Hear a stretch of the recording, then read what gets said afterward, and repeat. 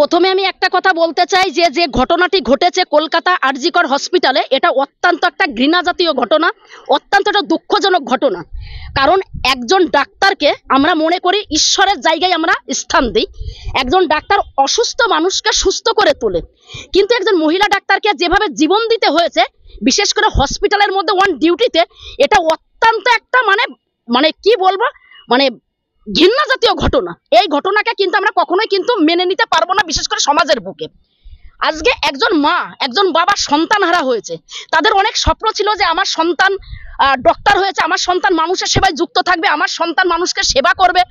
এবং যে ডাক্তার বোনকে আমরা হারিয়েছি, সত্যি আমরা দুঃখিত এবং সেই সঙ্গে লজ্জিত যে আমাদের সমাজ কতটা আনরেসপেক্টেবল, যে সেখানে তাকে কোনো রকম ভাবে সুরক্ষা দিতে পারলো না। সে অনেক চেষ্টা করেছিল বাঁচার জন্য, কিন্তু তার উপরে যেভাবে, আমি তো বলবো যে সঞ্জয় রায় হচ্ছে বলির পাঠা। সঞ্জয় রায়ের একার দ্বারাই কখনোর জন্য এই ধরনের ঘটনা ঘটাতে পারে না, এটা আমি চ্যালেঞ্জ করে আমি বলবো। তার কারণ কি, একটা হসপিটাল, গভর্নমেন্ট হসপিটাল, যেখানে শত শত মানুষ থাকে, অন ডিউটিতে প্রচুর ডাক্তার ছিল, ওখানে প্রচুর পাবলিক থাকে, কিন্তু একজন সাধারণ পরিবারের ছেলে সঞ্জয় রায়, আমি যেটা জানি যে ও নাকি সিভিক ভলেন্টিয়ার কিন্তু জব করে, আমি শুনেছি। অরিজিনালি কিনা আমি বলতে পারবো না, ঠিক আছে। কিন্তু ওর কি করে ক্ষমতা হলো যে একটা হসপিটালের মধ্যে রাতে ঢুকে একজন মহিলা ডাক্তারের সঙ্গে এই ধরনের ঘৃণা জাতীয় ঘটনা করে তাকে দুনিয়ার থেকে সরিয়ে দিল। এটা হয়তো আমাদের সমাজ, আমরা ভাবছি যে সঞ্জয় কি রায় একা, কিন্তু আমি মনে করি যে সঞ্জয় রায়ের একার দ্বারা এই ঘটনা হয়নি। এর সঙ্গে যে যে দলের পান্ডাগুলো আছে, আমার কোন রং, ধর্ম, বর্ণ, জাত পাত, ছোট বড়, উঁচু নিচু জাত, আমার এটা দেখার দরকার নেই। আমার একটাই কথা, ডাক্তার বোনের সঙ্গে যারা এই ধরনের ঘটনা ঘটিয়েছে তাকে গণধর্ষণ করেছে। তাকে গণধর্ষণ না করলে সে কখনোর জন্য তার সিচুয়েশনটা এরকম হয় না। তাকে যখন করেছে, ময়নাতদন্ত করেছে, এবং আমরা দেখেছি যে সোশ্যাল মিডিয়াতে প্রচুর, যেহেতু এটা ভাইরাল, এটা পুরো পৃথিবী তোলপাড় হয়ে গেছে, দুই চোখ দিয়ে তাকে অলরেডি ব্লিডিং হচ্ছে। তাহলে জানতে হবে তার বডিতে কত রকম ভাবে তাকে প্রেসার দেওয়া হয়েছে।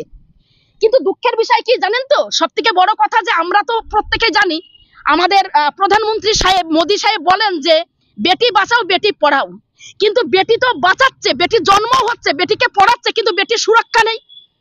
সেই সঙ্গে আমি আরেকটা কথা বলতে চাই, যে যারা আজকে রাস্তায় রাত দখলে নেমেছে, যারা প্রতিবাদ করছে মোমবাতি মিছিল করে, যারা কালো কাপড় ফেটা বেঁধে প্রতিবাদ করছে, যারা বলছে মুখ্যমন্ত্রীর পদত্যাগ চাই, তাদের কাছে আমার একটা প্রশ্ন রইল। এই প্রশ্নের উত্তর যদি দিতে পারে, আমি না, আমার ভারতের প্রত্যেকটা মা বোনেরা খুশি হবে।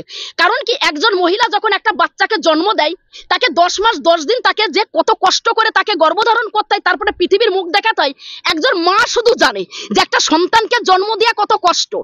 আমি বলতে চাই যে আজকে যেভাবে প্রটেস্ট করছে আমাদের কলকাতার বুকে, পশ্চিমবাংলাতে, আমি পশ্চিমবাংলার কথা বলি, তারপরে আর তো প্রত্যেকটা রাজ্য আছে, বাইরের দেশে হচ্ছে, বাংলাদেশে হচ্ছে, আমরা প্রত্যেকেই খুশি যে একজন আমাদের ডাক্তার বোনকে হারিয়েছি। তার জন্য প্রত্যেকটা মানুষ, জাতি, ধর্ম, বর্ণ নির্বিশেষে অল কমিউনিটির মানুষ কিন্তু রাস্তায় নেমেছে, খুব ভালো।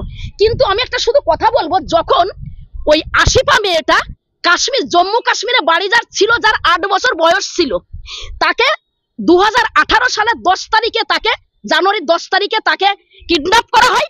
10 তারিখ থেকে 18 তারিখ অবধি তাকে কিন্তু গ্যাংরেপ করা হয়েছিল। ইভেন আমরা এটাও জানি তাকে মেডিসিন খাওয়ানো হয়েছিল, ঘুমের মেডিসিন, যাতে সে সেন্সলেস থাকে, তার যাতে কোনো সেন্স না থাকে। তারপর আমরা এটাও জানি যে তাকে কিন্তু নানান রকম ভাবে অত্যাচার করে তাকে মারার চেষ্টা করা হয়েছিল, কিন্তু লাস্টে যখন দেখে যে সে আসিফা মরেনি, তখন তাকে ছাদের থেকে ফেলে দেওয়া হয়েছিল। মনে মনে স্বপ্ন বেঁধে রেখেছেন নিজের একটি স্বপ্নের ক্যামেরা হবে, তাহলে আর চিন্তা নেই। আপনাদের কথা ভেবে art studio and second hand ক্যামেরার শপ নিয়ে এলো নিত্য নতুন রেঞ্জের ক্যামেরা। ছোট থেকে বড় সব ধরনের সেকেন্ড হ্যান্ড ক্যামেরা পাওয়া যায় এখানে। তাহলে আর কি ভাবছেন, এখনই আসুন art studio and second hand camera শপে, আর আপনার স্বপ্নকে বাস্তবে গড়ে তুলুন। ঠিকানা গোয়া সরকারপাড়া, ইসলামপুর, মুর্শিদাবাদ। যোগাযোগ করুন 960981677779 এই নাম্বারে।